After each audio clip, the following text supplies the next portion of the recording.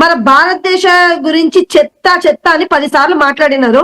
నేను భారతదేశంలో ఉన్న ప్రతి ఒక్క బిడ్డకు చెప్తున్నా, వాడిని ఎలాగైనా సరే ఇండియాకు రప్పించాల్సిన అవసరం ఉంది. ఇంకొకసారి ఎవడైనా సరే మన భారతదేశం గురించి ఒక చిన్న మాట మాట్లాడినా కూడా నాలుక తెగ్గోయాలి. ఎందుకంటే మన భారతదేశం అంటే ప్రపంచ వ్యాప్తంగా పేరు పొందింది. ప్రతి ఒక్క దేశం కూడా మన వైపు చూస్తుంది. ఈ రోజు మహిళల్ని గౌరవిస్తాన ఎదవ చెప్తున్నాడు, వాడికే మహిళలంటే గౌరవం లేదు ఎదవకి. మహిళల గురించి మాట్లాడుతున్నాను చెప్తూనే ఆ అమ్మాయి అతని దగ్గరికి వెళ్ళినటువంటి కొంతమంది మహిళల పట్ల ఎంత ఇదిగా మాట్లాడడం మనం అందరం చూసాం. వాడికి మాట్లాడే విధానం తెలియదు. వాడు ఎంత వరస్ట్ ఫెలో అంటే వాడు అంత వరస్ట్ ఫెలో. నేను ఒక్కడే చెప్తున్నా, రే అన్వేష్, నువ్వు ఎక్కడ ఉన్నా, నువ్వు నిజంగా నీ అమ్మాయికే పుట్టుంటే, నీకు సవాల్ విసురుతున్నా, నీ అమ్మాయి పుట్టుంటే నువ్వు ఇండియాకి రా, మా ముందుకి రా.